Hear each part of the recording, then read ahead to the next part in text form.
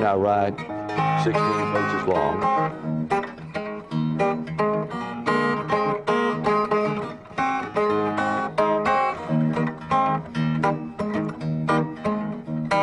Enough? That's enough, yeah. But Scotty, on those early sessions, at RCA, like Heartbreak Hotel and Too Much and those things, Elvis and you guys actually produced them yourself because they didn't know what your music was about. Is that correct? That's correct. And that's the one thing that I'm really proud of, and I still think that's the way to do it. Because you had the singer, which was Elvis, and he knew what he felt, and he's never said one word to any of us, Bill, DJ, or myself, don't play that or play something. He let us all do our thing, what we interpreted the song and what we thought fitted. And that's the way we cut sessions. And that was one of your secrets, really. I always thought so. Because he never told Scotty play this lick or Bill play that lick or whatever. The only thing he would ever say, maybe if we were doing something a little, can we speed that up a little bit, or can we slow it down a little bit, maybe something like that. Yeah. But as far as notes or anything like that, he wouldn't. Well, Scotty, when it really started happening then, and things started happening like crazy, and Sam got you guys on the Grand Ole Opry. Now, you've told a great story about that, and I don't want to put words in your mouth, but tell us about what happened at the Grand Ole Opry that time. The thing that I remember is that when we went on, we only did the one song, Blue Moon of Kentucky. And at that time, the Opry, they had all guitar players, electric guitars, had one place to plug in. It was sitting on a mic stand with a box out there.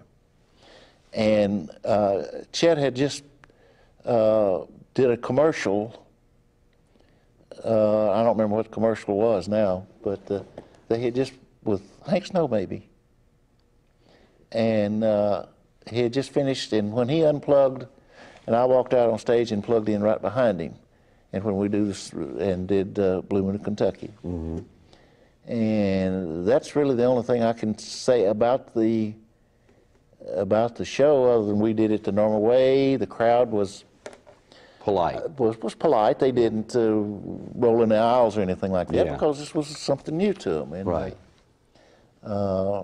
And now the story that everybody's heard so much of about Bill Denny saying to Elvis, better keep your truck driving job or something like that. Yeah. I don't know, because I wasn't there. Yeah. But he told me about it. Elvis told you? Told me and Bill about it after it was said. And it hurt his feelings, didn't it? Oh, yeah.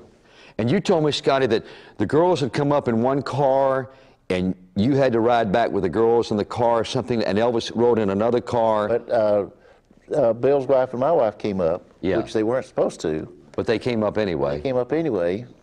So you guys had to ride together. So we went back with them, and Elvis rode back with Sam and Sally Wilburn. Now, but the insinuation was, Scotty, that he not literally cried all the way back to Memphis, but he was kind of quiet in that car. Inside he was... Probably was. I wasn't there. But you heard the story about he had a hurt feeling inside because of what the guy had said. Right. Because that was a big deal, Scotty, to be on the Grand Ole Opry at that time. Back then it was very. I mean, it was... we were surprised just to get to do the one song. Yeah, yeah. Now, from there, you guys shift on down and go to Shreveport, Louisiana. Okay. Now, you got a different reception down there, didn't you, Scotty?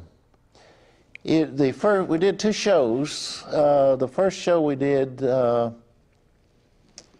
it wasn't as subdued as it had been at the Grand Ole Opry, but it was a little laid back, you know. But then on the second show, it just erupted, because all these people had gone out and told all their friends, I guess, hey, you got to go back and see this band, see this group, this guy singing, blah, blah, blah. And on the second show, it just blew up, you know. All right, now, when you were doing that, was DJ behind the curtain playing drums at that time? Right. And did he just fall in, or did y'all ask him to play? I'd asked him to play when we got down there, because I knew from experience already that if Elvis started dancing and doing around. If the crowd got loud, we couldn't hear each other. Yeah. And Bill would be doing his stuff, and I'm the only one with any kind of Electric amplification. rhythm going on. And we asked DJ if he would play with us, and he said, "Oh, I sure will." He was just a staff drummer, wasn't he? Staff drummer. Well, you know, all the acts on the hayride at that time were country, and I That's the thought reason they had him behind the curtain. that's why they had him behind a curtain, because it wasn't cool at that time to have a drummer. No. But you guys stepped in and used that drummer to a great effect. Right.